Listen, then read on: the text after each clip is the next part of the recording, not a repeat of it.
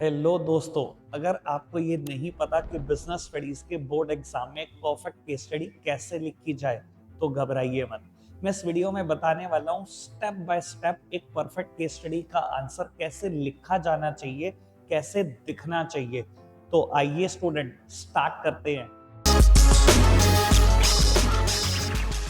सबसे पहली बात जो केस स्टडी सॉल्व करने के लिए आपको पता होनी चाहिए वो है अंडरस्टैंड द बेसिक्स।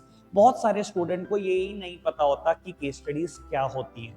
बेटा, केस स्टडीज एक रियल लाइफ बिजनेस सिचुएशन का एनालिसिस होती हैं। आपको बोर्ड एग्जाम में वो सिचुएशन समझानी होंगी, प्रॉब्लम्स डिटेक्ट करनी होंगी और प्रैक्टिकल सॉल्यूशंस देने होंगे। एक तरीके से आपको बिजनेस डिटेक्टिव बना दिया जाएगा। दूसरी बात जो केस स्टडीज लिखने के लिए इंपॉर्टेंट है वो है चूज योर केस वाइजली। कई बार बोर्ड एग्जाम में बेटा दो केस स्टडीज में से आपके पास चॉइस होती है कि एक पर्टिकुलर केस को आपको लिखना है।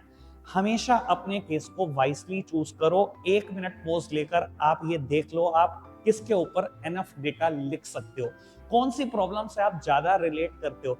जिस प्रॉब्लम से ज्यादा रिलेट करते होंगे, जिसके ऊपर डिटेल्ड एक्सप्लेनेशन लिख सकते होंगे, हमेशा वही केस चूज करो। तीसरा और सबसे इंपॉर्टेंट टिप है स्ट्रक्चर इज द की। एक परफेक्ट केस स्टडी का आंसर कैसे लिखा जाना चाहिए, कैसे उसका एक अच्छा स्ट्रक्चर होना चाहिए, यहाँ पर हम ये बात करेंगे। और स्ट्रक्चर लिखना एक ही तरीका है परफेक्ट स्ट्रक्चर का, सिर्फ एक ही तरीका।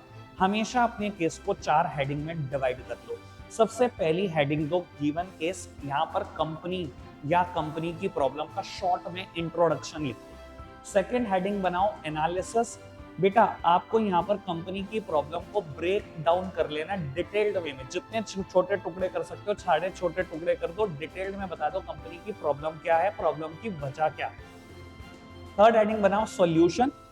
आपको एनालिसिस के बेस पे एक्शनेबल रेकमेंडेशन देने हैं सॉल्यूशन में। उसके बाद फोर्थ हेडिंग बनानी है कंक्लूजन। जो भी सॉल्यूशन दिया है की इनसाइट्स की समरी बना दो और क्वेश्चन को रैप अप कर दो।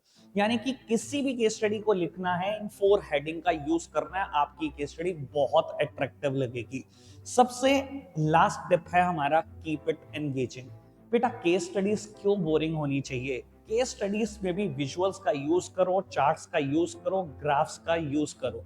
बेटा, अगर आप इन सब चीजों का यूज करते हैं तो केस स्टडीज काफी अट्रैक्टिव लगती है। साथ ही साथ आंसर को हमेशा क्लियर, कंसाइज और प्रोफेशनल टोन में देने की कोशिश करो। बस इसके साथ साथ एक बोनस टिप भी आपको दे ही देता हूं बेटा। बोनस टिप में बेटा 2 बातें ध्यान रखना। केस स्टडी जब भी लिख रहे हो ना, ऑब्जेक्टिव रहना, पर्सनल ओपिनियन को अवॉइड करो। दूसरी बात, जैसे ही मैंने बेटा टिप नंबर 3 में बात बताई थी, हमेशा हेडिंग लिखना। आप सिर्फ पैराग्राफ वाइज आंसर मत लिखो, बुलेट पॉइंट का यूज करो, हेडिंग्स का यूज करो। ये मेरी तरफ से बोनस टिप है।